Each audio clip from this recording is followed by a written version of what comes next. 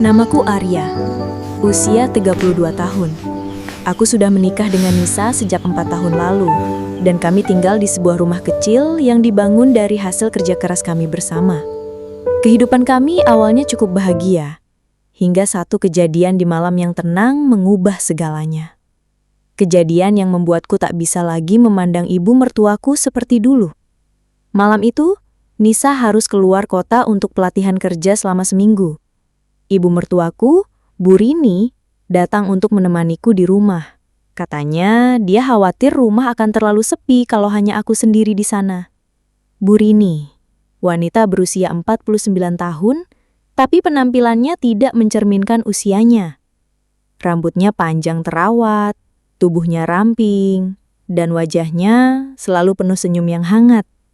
Dari dulu aku memang merasa canggung kalau berdua saja dengannya. Bukan karena takut, tapi karena aku kadang salah fokus.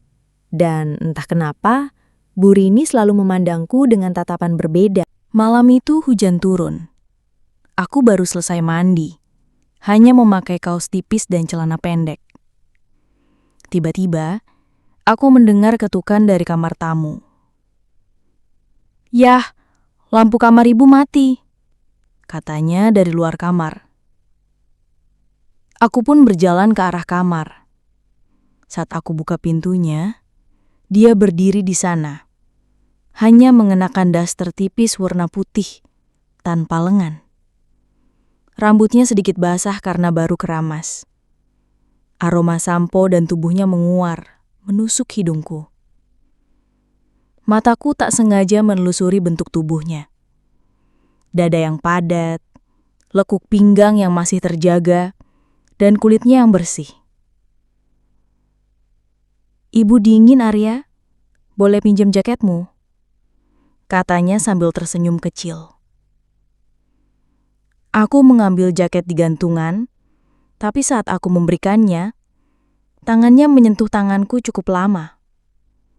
Dia menatap mataku, lalu tertawa kecil.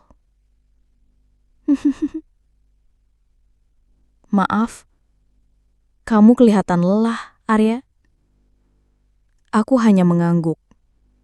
Tapi saat aku hendak pergi, dia menahan lenganku.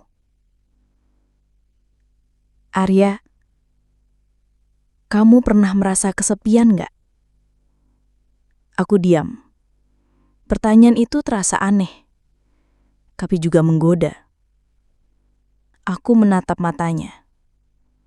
Tatapan itu bukan tatapan ibu mertua pada menantu. Kadang, jawabku akhirnya.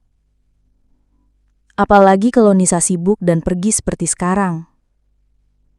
Dia mengangguk pelan, lalu berjalan masuk ke kamarnya. Tapi sebelum pintu ditutup, dia berkata lirih, "Kalau kamu butuh teman cerita atau pelukan, pintu kamar ibu nggak dikunci malam ini."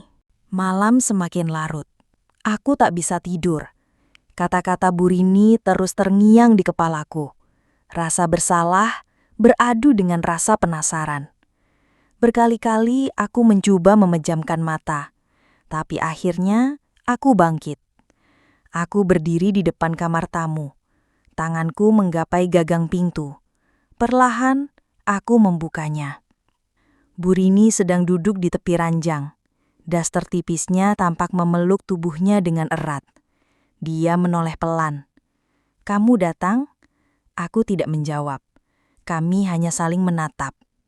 Kemudian dia berdiri, mendekatiku, tangannya menyentuh pipiku, hangat. Getaran tubuhnya terasa di dadaku. "Arya, jangan bilang apa-apa ke Nisa," bisiknya. Aku tak sanggup berkata. Bibir kami bertemu tanpa aba-aba. Rasanya salah, tapi juga terlalu nyaman untuk dihentikan. Tangannya memeluk leherku. Tubuhnya menempel erat. Aku membawa tubuhnya ke ranjang. Perlahan, tapi penuh hasrat yang tertahan lama. Malam itu menjadi malam paling panjang dan paling membingungkan dalam hidupku. Kami menyatu dalam pelukan seperti dua orang yang haus kasih sayang dan kehangatan. Dia menangis pelan dalam dekapanku. Ibu kesepian, Arya. Sangat kesepian. Dan aku pun ternyata sama. Hampa. Merindukan pelukan, sentuhan, dan kedekatan yang hilang dari istriku sendiri. Kami tertidur dalam pelukan satu sama lain. Pagi menjelang, aku terbangun, sendirian. Di atas meja ada secangkir kopi dan secari kertas. Terima kasih sudah menemani ibu malam tadi. Tapi anggaplah ini tidak pernah terjadi. Demi Nisa, demi kita semua. Lupakan. Aku menatap kosong keluar jendela. Perasaan bersalah mencengkram dada. Tapi juga perasaan kehilangan. Aku tahu, sejak malam itu, aku tak akan pernah bisa melihat ibu mertuaku dengan cara yang sama lagi. Kadang pengkhianatan tidak datang dari niat jahat, tapi dari kesepian yang tak pernah diungkap. Aku bersalah, tapi aku juga manusia. Dan malam itu akan terus hidup di dalam ingatanku. Selamanya. Kalau kamu suka cerita ini, jangan lupa klik tombol subscribe, like videonya, dan aktifkan loncengnya, biar nggak ketinggalan cerita terbaru yang lebih menggoda, lebih menyentuh, dan lebih dalam. Sampai jumpa di cerita selanjutnya.